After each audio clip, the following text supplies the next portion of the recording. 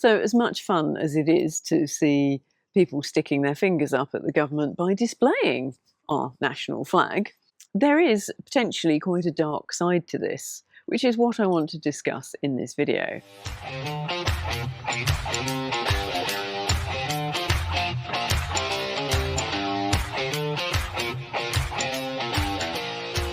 Well, hello and welcome back to the channel.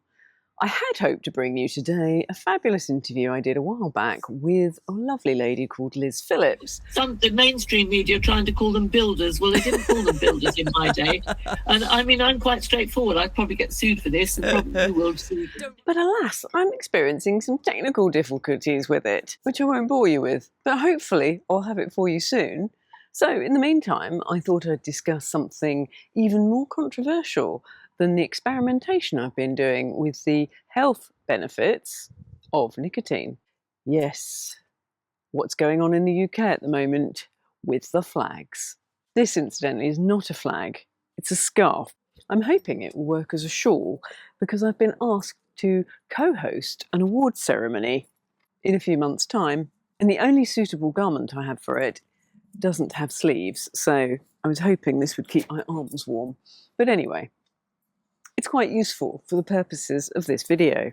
Now, since I've picked up a lot of American viewers after my pipe smoking experiment, which is ongoing, do people actually do this for pleasure? I will give you a quick recap on what's going on in our green and pleasant land. A movement has started up called Raise the Colours, which is encouraging folks to go around planting England flags wherever they can. A lot of people seem to have taken it on board to tie them to lampposts. Yeah, I've never seen anything like it. So government, put that in your pipe and smoke it. People have literally had enough. Oh, I'm just so proud of our boys. Thank you so much. Look at them all.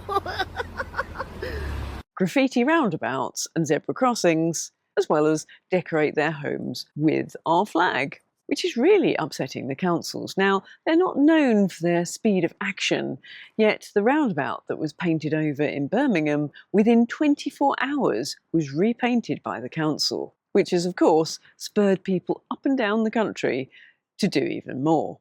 But the most entertaining of all has been people painting the St George's Cross in all of the potholes. So our roads have been deteriorating for quite some time because councils allegedly cannot afford to maintain them. No, they're too busy with bicycle lanes. Anyway, we have a lot of potholes. What has kicked off all of this flag bearing? Well, quite a lot of things, but I think it is when people have been arrested for carrying this flag. So for those of you in the States who I know every time I visited America, I've always observed that it is quite normal in America for people to be having their flag proudly attached to their home or in their front garden. So as Americans, or wherever you're from for that matter, can you imagine being arrested in your own country for carrying your country's flag? It just, well, it defies belief, doesn't it? But here in England, this, our national flag, is considered a sign of racism now. It's our flag. I mean, how? How has this happened? Where else in the world can you be arrested for displaying your own country's flag? I mean, what the hell? Anyway, that is the state of play. And I think it has pissed off the population so much that now everybody is saying, no, I'm going to have the flag out. So that's the reason I think it started. And others are saying it's because of the sheer amount of illegal immigration we've got and people have just had enough. But when you consider we're, a relatively small island, logistically, there's only so many people we can comfortably accommodate here. Is it racist to be anti those who are not coming through the proper immigration channels? Or is it just practical and common sense that one must have controlled immigration? And figures like it costs 50,000 a year for each one, and there's all sorts of figures, and I've lost count of the actual number of illegal immigrants they think are in this country, but it's going into thousand upon thousand with no end in sight. Then add on top the safety issues that people are worried about, specifically women and girls, because we have people here with completely different cultural beliefs about the age of consent, and even if consent is necessary. So there you go, that's an overview of the state of play in the UK. But there is a bit of a question mark that hangs over the Raise the Colours movement. Is it grassroots? Is it people showing their solidarity to one another in a non-violent manner and it's completely harmless? Or is there a darker side to it? Well, before we get into that, I think it's very important to step back and look at the bigger picture, which I've written about in the first 3 chapters of the book. Well, the first 2 really. The third chapter is how to get out of the state of fear, anxiety, etc. But the first 2 chapters, I cover what is going on in the world, what the big picture is. And therefore, I feel that rather than look at individual instances too closely and getting caught up in everything that comes along, it's always important to step back and look at the bigger picture. What are the globalists trying to achieve? Where are they taking everybody? Well, the people behind the World Economic Forum and all of these organisations, ultimately they want a one world government. They also want a world that is completely locked down with technology, everything from digital currencies that are controlled by the central banks, and also digital IDs. Now, on the surface, digital IDs and digital currency don't seem that big a deal, but when you lock them together with what the UN and the World Economic Forum, etc., are talking about with climate, that it will completely change our entire way of life, and we will find ourselves in a situation a bit like they are in China, where you have credits for good behaviour and they get to decide what the behaviour is. If your money doesn't work, if you try and go too far, or you buy your favourite foods that the state doesn't approve of, they can shut your transaction down in real time with a central bank digital currency. So if we allow this to go ahead, our days of freedom are over. So when you hold that in your mind and you look at the current things that are going on in virtually every country around the world, but we'll focus specifically on the UK, we can see a government that is seemingly hell-bent on destroying farming, the economy, the housing market, the countryside. And a lot of people are in a state of distress and anger because what they can see the government doing makes no sense whatsoever. But when you look behind the scenes and look at who is pulling the strings of the government, i.e. the World Economic Forum, though I suspect the ones we can see that appear to be running the show probably aren't, but regardless, this global technocratic takeover is happening, and it's happening all over the world. There is no escaping it. They are in lockstep with one another with everything that is happening. So when they want a one world government, they want digital IDs, and they want a central bank digital currency, which is something nobody in their right mind would agree to unless they absolutely had to. So then you need to look at everything that's going on with all the illegal immigration, with the financial situation. It's all being stoked up to cause a lot of civil unrest. And you can see it heading in that direction, which is why I've written this book. People need to be aware of the bigger picture of what's really going on. Because when they need civil unrest, they need things to be so desperately bad that the solution will be what they've already created, the digital IDs, the central bank digital currency. They are creating the problem because they've already created the solution. So therefore, it is very important that we get control of our emotions and our actions and don't fall for things that are designed to provoke us. And what I've written about in the last 2 chapters of the book is, are we being played here? And what can we do about it? Because we're being pulled in one direction. So whoever comes along as the saviour pulls us in another direction. And whatever they do, because it's been so bad with this lot, people will accept things that they wouldn't have accepted under normal circumstances. So the next government may well say, oh, well, we're going to need the digital IDs so that we can control immigration. And things will be so bad by then, people will just say, okay, fine, you do it. That's what we've got to watch out for. Personally, I don't think any political party or politician is coming along to save us.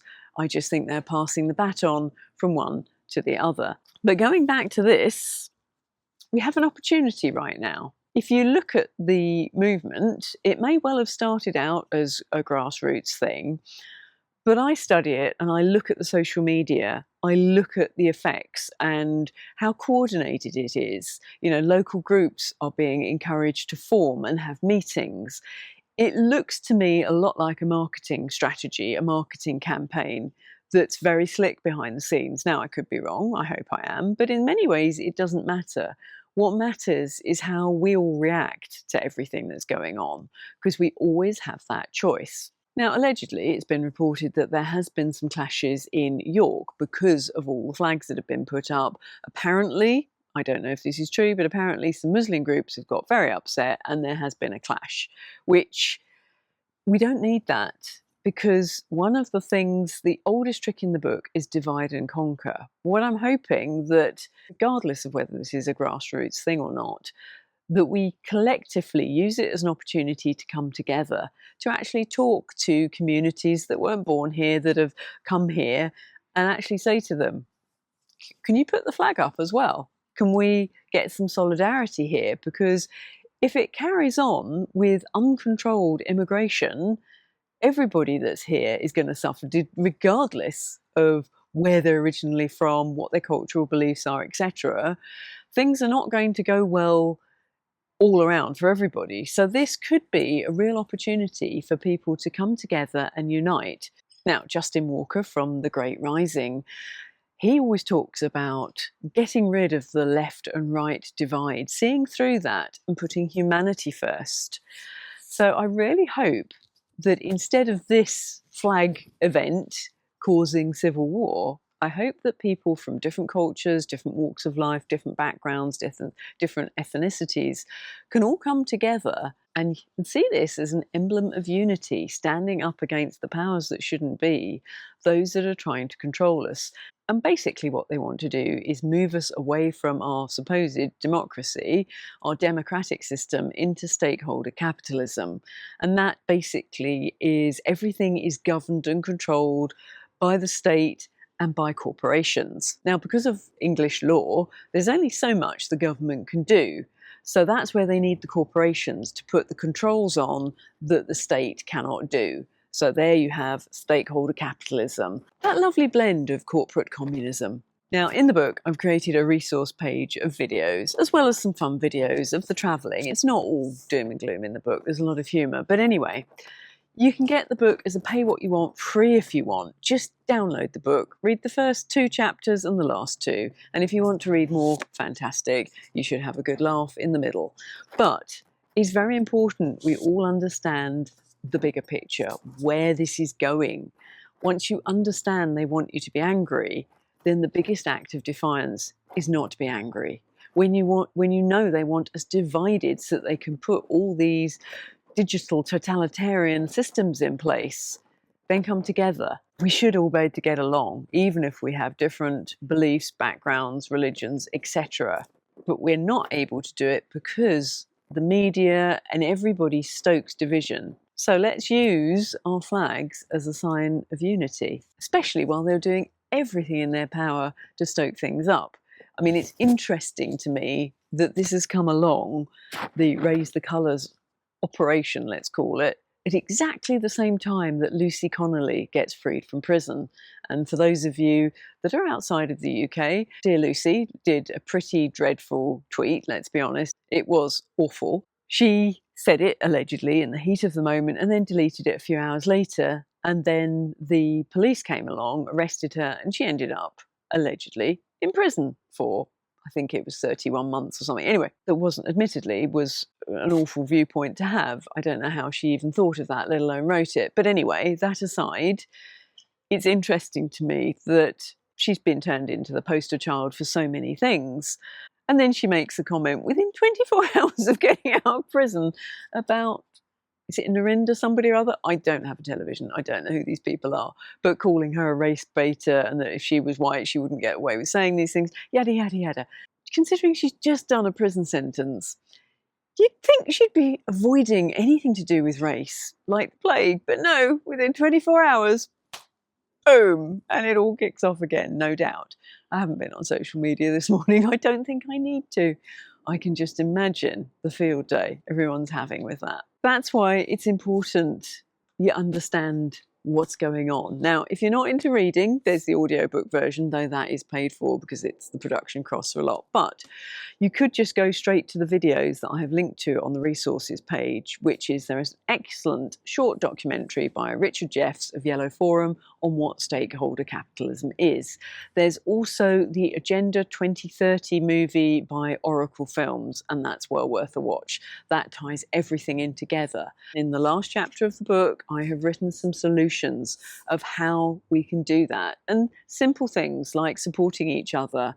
I know it's cheaper to buy stuff on Amazon at the moment, but buy fewer things and buy them locally from local businesses, because it's the oldest trick in the book for these big corporations to come in, undercut everyone, do it at a loss, and then as soon as they've got rid of the competition, up go the prices because they have no competition. So it's really important that we stop supporting the corporations, because they are going to be the ones that come in along with the government of the world and come in and crush us. So vote with your money while you still have some to do it with. So it is vital that we see what buttons are being pushed and make sure we remove those buttons so they can't be pushed. There is a lot of understandable anger in the country, but we're getting angry at the wrong people. It's the ones pulling the strings, and they want us to be angry. So let's not give it to them. Let's use this as something that's unifying, that brings everybody together, regardless of where they're from, what their religion is, what their background, what their beliefs are. Just come together, as my friend Justin says, humanity first. Don't fall for the left-right divide. The politicians are the ones that have got us into this situation. Do you really think any of them are going to save us? So it is vital everyone educates themselves on what is really going on, and you don't fall for all of the stuff that's in the media. And if you join local groups, just be careful what they are trying to organise, and make sure that what you are doing isn't inciting violence, and that it's peaceful and it brings communities together. Communities that are different from your own, we can all come together. So we must not, under any circumstances, allow ourselves to be played, which is what is happening now. So please don't fall for it. And regardless of whether this is grassroots or not, or whether they're trying to rile people into violence, there's no need to do it. Be sovereign. Be in control of your emotions, no matter how much they button push. Because I can promise you, the last thing in the world you will want is what they have planned for us. Coming together is the only way we're going to get through this. So you can download a copy of the book from rachelmatthews.uk/accidental. And that's Rachel spelled R-A-C-H-E-L, and Matthews with just the one T, .uk/accidental. So next week I'm going back to my nicotine experiment. I'll be trying those delicious pouches, which I can't say I'm looking forward to. I suspect I'll enjoy the pipe far more than I will those. But anyway, I will continue with the experiment. I've done a lot of research on the effects of nicotine, etc. So I'll be bringing the results of my research to you, and also some very surprising things that have happened as a result of the pipe smoking. So until next time, take care.